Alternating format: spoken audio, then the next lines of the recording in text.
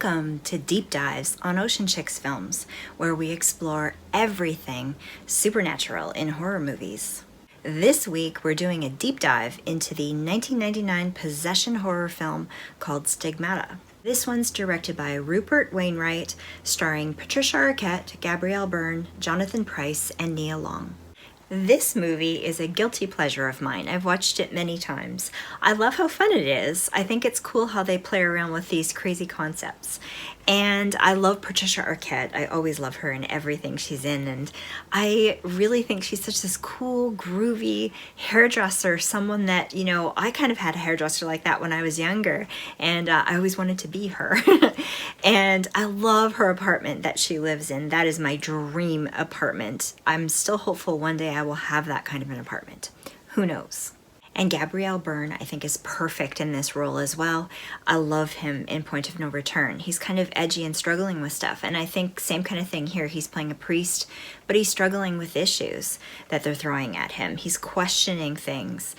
He's getting bored in his job. It's seeming very mundane, and he's wondering what the purpose is of things. I think he's perfect. I really, really like him in this one too.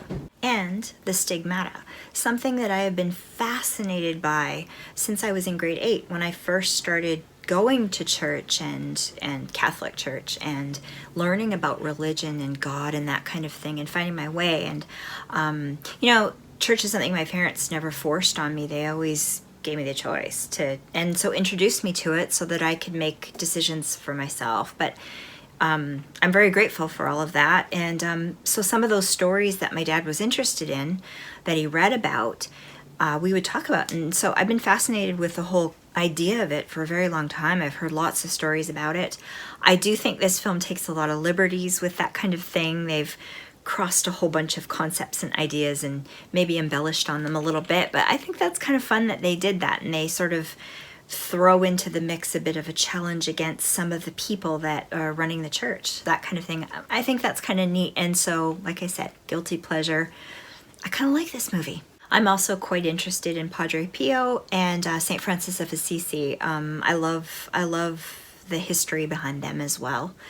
Very fascinating. And so that they touch on this a little bit in kind of a funky way is pretty cool. And then there's the soundtrack for this one, and I think it's right on. It's so very 90s, late 90s, and I just love it. It enhances the film to a T. All right, enough about that. Let's have a look at what this one's about. Stigmata from 1999. A young woman named Frankie Paige, with no strong religious beliefs, begins having strange and violent experiences, showing signs of the wounds that Jesus received when crucified. A reverend is sent by the Vatican to investigate the case and soon realizes there is a very sinister force at work. Directed by Rupert Wainwright, starring Patricia Arquette and Gabriel Byrne. And just so you know, this video will have spoilers, a few of them. And if that's not cool with you, then just click off now and we'll catch you on the next one.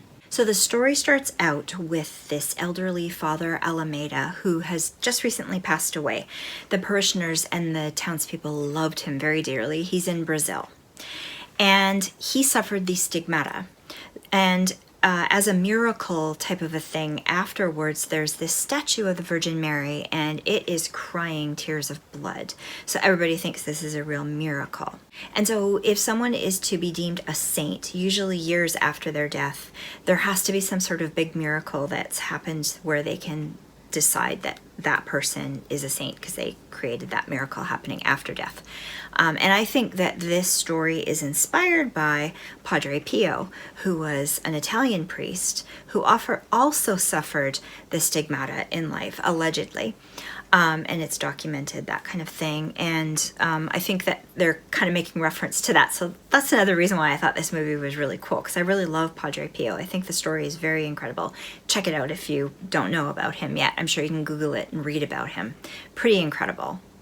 Most of these people I think all of these people actually, that become stigmatic are very devout, religious, highly religious people that are chosen, by God to have these these wounds that resemble what Jesus went through. And it's like this super, super close connection to God, if you will. So stigmatics will suffer the wounds that Jesus did when he was crucified on the cross. And it's very rare, but it's been documented and known to happen.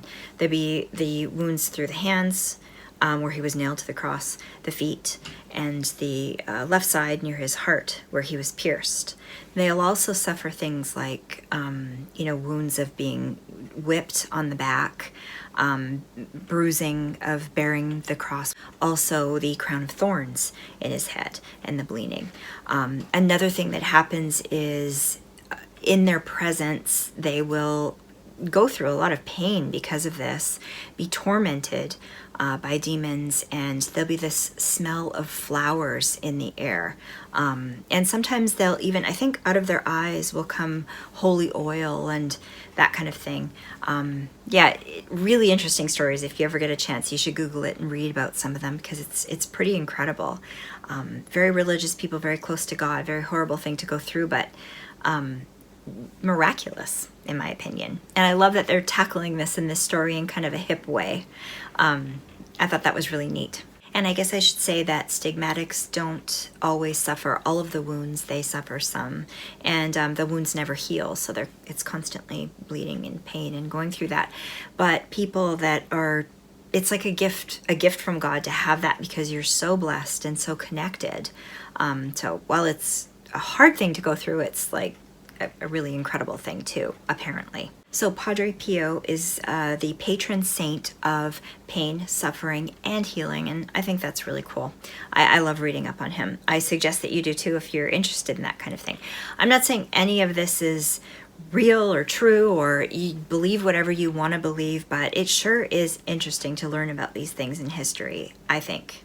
And Saint Francis of Assisi is also known to have suffered from the stigmata as well, and I think they're making reference to that here too. There's a part at the very end of the movie with Patricia Arquette's character where they kind of make reference to that kind of thing. They do it in a little bit of a cheesy way in my opinion, so it's kind of weird, but it's just kind of neat. In steps Father Andrew Kiernan into this movie. He's played by Gabriel Byrne, and he's this investigator for the church. He's a priest, and he's sent to Brazil to go study the statue, this bleeding statue of the Virgin Mary, to see if it's legit or not. That's what he does. He goes around doing that. And in his work, he's beginning to get kind of frustrated, and it's very mundane and boring, and he doesn't really see the purpose of it. And I think he's starting to question all of that. But he does go there and discover this. And around that time, there's a rosary of Father Alameda's that's somehow stolen by one of the kids in the town who hawks it at this market. And Patricia Arquette's mom happens to be traveling in Brazil, goes to the market, comes across this rosary and purchases it to send it back to her daughter as a gift. Patricia Arquette plays a girl that's very much an atheist and not religious whatsoever, so I don't think either one of them is treating it like it's this religious artifact. They're more looking at it like it's a necklace or something like that. And her mom's traveling all the time and, never around kind of thing. And of course she's a hairdresser and she's living on her own and that kind of thing. She doesn't need her mom there, but yeah, they're just they touch base once in a while on the phone, that kind of thing.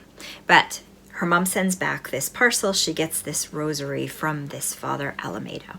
And then things get really crazy. So Father Kiernan brings back his report about this bleeding statue, and basically the church kind of blows it off as it's nothing and goes on his merry way. And he's getting kind of frustrated because nothing ever amounts to anything that he's uncovering and trying to prove. But he really thinks that this statue, that there's something to it or there's something going on, but they're almost talking him out of focusing on it and investigating it and just like letting it go. And so he's a little suspicious, but not really sure what that's all about. So Patricia Arquette's character is named Frankie Paige. She's a really cool hip hairdresser, like I said, living in this really awesome apartment, lots of friends, really social, party girl. And she gets this rosary, and then suddenly the weird things start happening around her that she can't explain. Starts to think maybe it's some kind of illness that she's suffering from, but no one can find anything wrong with her until she's on the subway one day heading home with her friends, and she starts to suffer the stigmata right in front of everybody. And there happens to be a priest and some nuns sitting on the train that see it happening, and so they report it in, which makes us have Father Kiernan sent to go investigate her to see what's going on. And then he slowly starts, putting everything together, that there's something going on with Father Alameda and this rosary, and there's something happening, but it's really hard for him to convince the church to go along with it, because of course they want to dismiss it as nothing, because there were some weird things going on in the church that they're trying to kind of keep a lid on and keep covered up. So that doesn't stop them, though. They keep pursuing it, and then it just kind of gets crazier and crazier. And this is the cool plot twisty thing that kind of comes out of this film that's different, makes it a very different kind of film, and I really enjoyed that. She becomes possessed, and there are demons, I think, that are popping in and out, but it's Father Alameda that's possessing her to try to get a message across to Father Kiernan, because of something that was going on in the church before he died. And what he was doing was deciphering this gospel, this extra gospel that nobody wants to be put out there, that talks about God being within us, inside of us, rather than outside of us, like in a church or part of a church, that he's within each of us. I thought that was a really neat concept. Now, all of these things I think they're taking liberties with, and it is a movie after all. It's a little make-believe, but it's neat how they're putting it all together like that. But here she is, she's in her apartment, and she's writing the gospel out on the walls while she's possessed, and it's kind of creepy the way she looks when she's possessed and that kind of thing. And she's writing in this ancient Aramaic language, and so anyways, it's this big battle of trying to prove if it's really happening or if it's not, the church trying to cover it up and that kind of thing. And really fun movie. I've seen it a few times and I just love it. I think it's really, really good. I highly recommend it. If you're a purist about religion and all of that kind of thing, then no, don't watch it, because you're going to get angry with it. But I think it's kind of fun as far as a horror movie goes. The acting is pretty good. The storyline is good. It looks believable. There's some good effects and that kind of thing in it, and I really enjoy it. Like I say, guilty pleasure of mine. And as far as a horror movie goes, it's not too scary. Well, it's a little bit scary, I guess, depending on how you look at things. Not too scary, though. It's certainly not super, super violent where you're, going to be completely freaked out. There's a little bit of gore in there, but not too much. But yeah, really fun watch, and I really, really liked it. It's very classic 90s to me. Yeah, I recommend it. I've watched it a bunch of times, like I said. So for my review, I'm going to give it 3 shark bites out of 5, because I think it was really fun. I recommend that you watch it. And if you have watched it, let me know in the comment section below what you think, and I would love to chat. Well, I think that's it for this one, you guys. And if you like this video, don't forget to give me a thumbs up, because it helps me out a lot, and subscribe to the channel for more horror movie reviews like this one. I got lots more coming. And for comic book updates, those are coming too. I can't wait to show you some of the stuff I'm working on. I just want to say I love you guys so very much. Thank you for stopping by. Have a great rest of your evening, and we will see you again next time. Bye, guys.